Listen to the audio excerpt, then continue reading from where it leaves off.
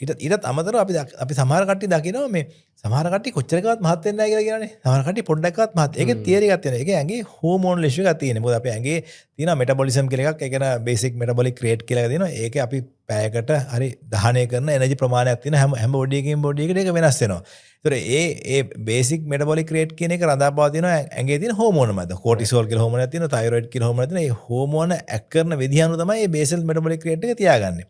එතකොට සමහර කට්ටිය මේ ගොඩක් මෙටබොලික් රේට් එක වැඩි. එතකොට ඒගොල්ලන් කොච්චර කෑවත් ඒක බර්න් කරලා දානවා. ඒගොල්ලන්ට ලොකු මහත් වෙන්නේ නැහැ. හැබැයි අනික කට්ටිය පොඩ්ඩක්වත් මහත් වෙන්නේ ඒගොල්ලන්ගේ බේසල් මෙටබොලික් රේට් එක අඩු හින්දා ඒකට ටක් ගාලා ස්ටෝර් කරගන්නවා. ඒතර මේ බේසල් මෙටබොලික් රේට් එක අඩු පොඩ්ඩක් කෑවත් මහත් වෙන කාට තියෙන්නේ හැමදාම ව්‍යායාම කරනකොට අපි උදේට කරන්න කියන්නේ උදේට ව්‍යායාම කරනකොට දවස පුරාම අර මෙටබොලික් රේට් එක අප් කරලා තියා ගන්නවා උදේ එක්සර්සයිස් කරාම.